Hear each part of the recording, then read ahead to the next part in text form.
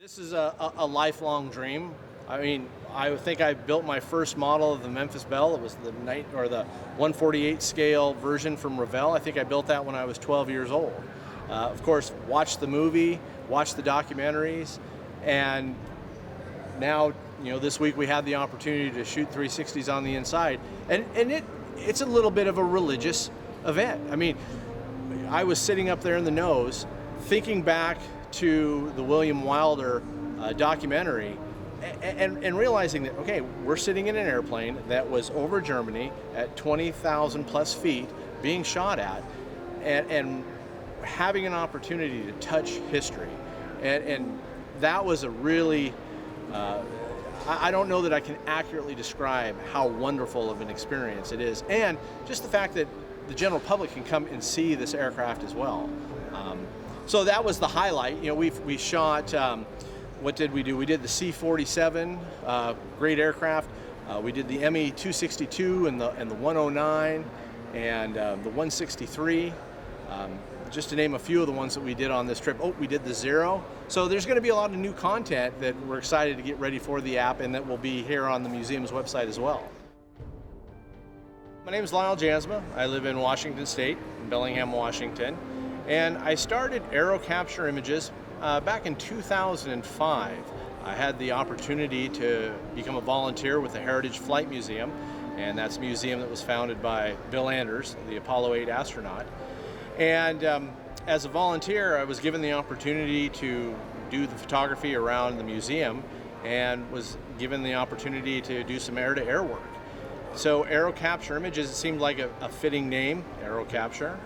And we just kind of started from there. My very first photo shoot, thankfully, was of a Mustang, so I figured it could only go downhill from there. But while at the museum, we had an interesting situation. We had a veteran that came in that wanted to be able to see the inside of his airplane. We didn't have the ability to get the veteran up inside. It was just too much of a climb. So I had been involved with 360-degree photography with some of the other things that I had done, and I thought, let's do a 360 so the veteran can see that. So we figured out how to shoot the aircraft, and that's sort of where this whole journey started. Realizing that when visitors come to the museum, they only see the outside, and there was a real need to let them see the human interface. I mean, you see the construction of the aircraft, but you don't see where the pilot and the co-pilot and the crew operates from. So that was the goal with the Cockpit 360, is give visitors to the museum access. And to date, we've probably got about 200 aircraft on the app, and with the majority of those aircraft probably shot here at the museum. And it's just kind of becoming a passion to give people access to where they don't normally get to go. The app is called ACI Cockpit 360, AeroCapture Images, Cockpit 360, and it's a free download on the Apple App Store or the Google Play Store. Like I said, it's a free download and gives you access to some of the world's greatest aircraft. When I first started shooting 360s, probably in 98 or 99, we were using QuickTime VR, and that was an Apple-based product, and a lot of people were afraid of putting an Apple app on their Windows machine. So it wasn't really until the iPhone came out that the app was able to flourish.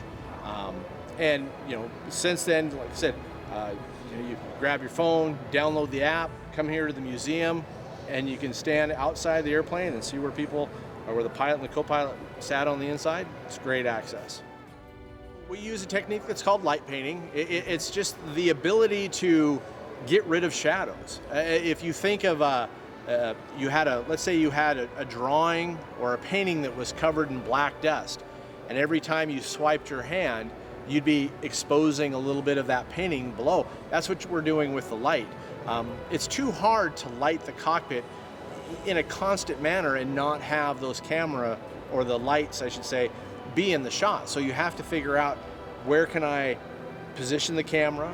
Where can I move the light to? How can I create this light source that basically gets rid of all the shadows? So we take multiple exposures. What we'll do is we take anywhere from 6 to 12 images, varying exposures, and then what we do is we combine those in a program.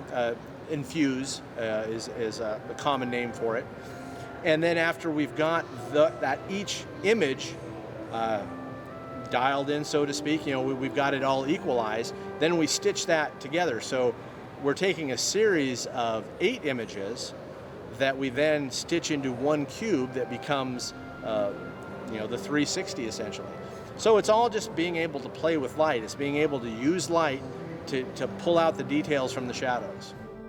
Typically, I give myself an hour. Sometimes I need a little bit more time, sometimes I need a little less. It really depends on the design of the aircraft. I mean, sometimes the aircraft is quite tight, and if it's a tail dragger, you have to think about how do we weight this, the monopod down so it doesn't tilt backwards. There's a lot of different situations that you have to be able to adapt to. So in generally, it takes about an hour to do the capturing, the setup and the capturing. And then the processing can take anywhere from 2 to 3 hours. It just really depends on, what you have to get rid of. Sometimes you'll have light flares or reflections or things like that, or you have to refine the stitching. So all told, I'd say that it probably takes about 4 hours is a good rule of thumb to create one 360. And to think of it, we shot 11 360s, or what are commonly called nodes, for the Memphis Belle. So you can kind of see the amount of time that will be involved to give people that access to be able to have the virtual tour. I just want to say that if you haven't come to the museum, you need to come here. This is one of those spots that when you walk through and you read the stories and you understand the history of aviation, when you come here to see the museum, there's so many other things to go see. We went out to the Waco airfield, and we went down to the Moraine Air Park. I never knew until recently that the Wright brothers had a seaplane. So, a trip here to Dayton for an aviation fan is a must. And to support the National Museum of the United States Air Force, if you're a pilot, it's a must.